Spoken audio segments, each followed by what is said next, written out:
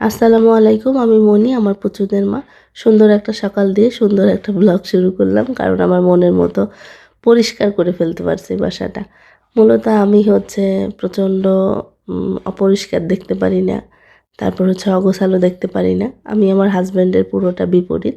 আর আমার তো সূচিবায়ের সমস্যা আছেই, মানে পরিষ্কার পরিচ্ছন্ন না দেখলে আমার মাথা পাগল হয়ে যায়।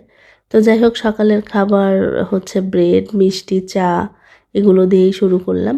আর আমার হাজব্যান্ড এবার এসে দেখি অনলাইন থেকে এত কী যে যা মন চাইছে তাই অর্ডার করছে। এই যে এই খেজুরের কম্বোটাও সে অনলাইন থেকেই আনছে।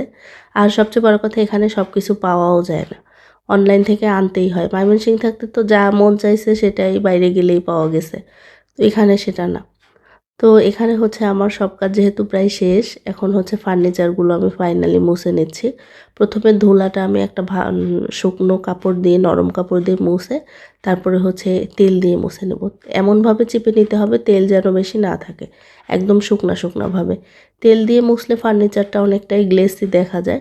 আর আমার ফার্নিচারের বয়স আসলে অনেক বছর, অনেক পুরনো। তবে দেখে বোঝা যায় না যে এগুলো অনেক পুরনো ফার্নিচার। আমার বিয়ের পরেই সমস্ত ফার্নিচার আমার।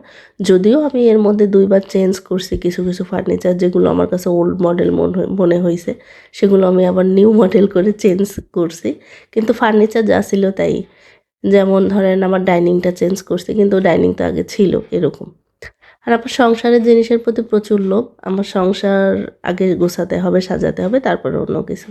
তো এই যে সেই ময়লা সিঁড়িটা এখন পরিষ্কার করে ফেলছে। আর আমার মাইনের যে ঘরটা সেটাও সুন্দর করে গোছাই দিয়েছে, যেন ময়লা-টয়লা বাইরে না ছড়ায়।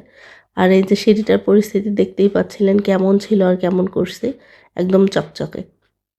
আর আমার শুধু ঘর না, আমার ঘর থেকে বের হয়ে সিঁড়িটা, এমনকি আমি পুরো ছাদটাও ঝাড়ু দিয়ে আসছি। তো যাই হোক, এখানে একটা দড়ির দোলনা ছিল আমার ক্যাপসুলের। তো ক্যাপসুল তো এখন বড় হয়ে গেছে, দোলনা ছোট হয়ে গেছে। এজন্য সেটা সরিয়ে এখন এই দোলনাটা আমার মেয়ের। আমার মেয়ে যখন ছোট ছিল এই দোলনাটা বানাইছিলাম। তো সেটাই ঝুলাই দিছি যেন ৩ ভাই বোন একটু করে বসতে পারে। আর দোলনাটা ঝুলায়ে কেমন দেখাচ্ছে অবশ্যই কমেন্ট করে জানাবেন। আর দোলনা আসলে ছোট হয় নাই, ক্যাপসুলই মাশাআল্লাহ একটু লম্বা হয়ে গেছে, যার ফলে দোলনায় সে আর এখন ধরে না। তো এই যে ওই ফার্নিচারগুলো মুছতেছিলাম, আমার হাজব্যান্ড বলতেছে তুমি বাদ দাও, আমি মুছে দিচ্ছি। পরে ওই সমস্ত ফার্নিচারগুলো আসলে মুছে দিছে। আর আমি ঘরটা একটু ঝাড়ু দিয়ে ফেললাম। আর এই রুমের শুধু বেড কভারটা ধুইতে পারি নাই।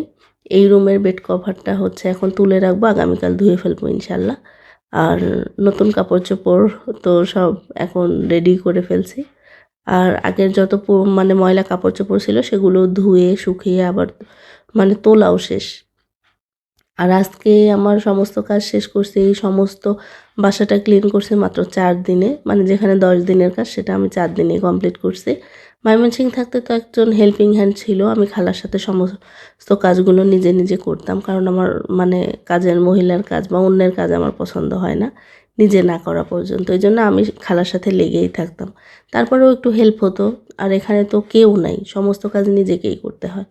তো সমস্ত কাজ সেরে আবার যেহেতু রোজা আসতেছে, বাজারও করতে হবে, মুদি বাজার করতে বের হয়েছিলাম। ৯:৩০ গিয়ে দেখি সমস্ত দোকান বন্ধ হয়ে গেছে। তাহলে বুঝেন অবস্থা, ১০টার আগে এখানে সমস্ত মানে দোকান ক্লোজ। তো মুদি বাজারের লিস্ট দিয়ে রেখে গেছিলাম মেডিসিন আনতে। মেডিসিন এনে রিক্সা থেকে নেমে জাস্ট বাজারটা তুলে এবার বাসায় রওনা দিচ্ছি। আসছিলাম আমি, ক্যাপসুল আর তার বাবা, আর সরি ট্যাবলেট আসছিল। ক্যাপসুল আর তার বোন বাসাতেই ছিল। আর আমার এখন বাসায় গিয়েই সমস্ত বাজার আবার এখনই আমি রেডি করে ফেলবো, গোছায় ফেলবো। আর আগামীকাল যাব একটু বেড়াতে। আমার হাজব্যান্ডের এক কলিগ, সে ময়মনসিংহ থেকে তার ফ্যামিলি বাচ্চা নিয়ে আসবে। আর আমরা আমার বাচ্চাদেরকে নিয়ে কাল সারাদিন ঘুরবো। আর খুব সুন্দর জায়গায় যাব, একদম পাহাড়, বর্ডার, সীমানা সব কিছু দেখাবো আপনাদেরকে ইনশাল্লাহ। নেক্সট ব্লগে অবশ্যই দেখতে পারবেন। আর যদি দেখতে চান অবশ্যই আমার ভিডিওর সাথেই থাকবেন। আর আজকের ব্লগ কেমন লাগলো সেটাও কমেন্ট করে জানাবেন। আর প্রতিদিনকার মতো যা বলি, ভালো লাগলে একটা রিঅ্যাক্ট কমেন্ট করে দিবেন। আর নেক্সট ব্লগগুলো দেখতে হলে তো অবশ্যই সাবস্ক্রাইব করে পাশে থাকতেই হবে। তো যাই হোক, আমার বাজার গোছানো শেষ। এটা পরদিন সকালের ভিডিও। এটা বিরিয়ানি রান্না করে নিয়ে যাব বাচ্চাদের জন্য, নুডলস, আর আমার জন্য একটু ভাত, কারণ আমি বিরিয়ানি খাইতে পারি না। আর ওখানে তো খাওয়ার সেরকম ব্যবস্থা নাই, যেহেতু পাহাড়ি এলাকা। খাবার ব্যবস্থা নেই, এজন্য খাবার নিজেদেরকেই নিয়ে যেতে হবে। সারাদিনের ট্যুর, এজন্য খাবার না নিয়ে গেলে তো ক্ষুধা লাগবেই। এজন্য খাবার টাবার সব রেডি করে নিয়ে যাচ্ছি। আর সুন্দর সুন্দর ভিডিও অবশ্যই দেখাবো নেক্সট ব্লগে, ইনশাল্লাহ সাথেই থাকেন। আর আজকে এই পর্যন্তই, সবাই ভালো থাকবেন। আল্লাহ হাফেজ।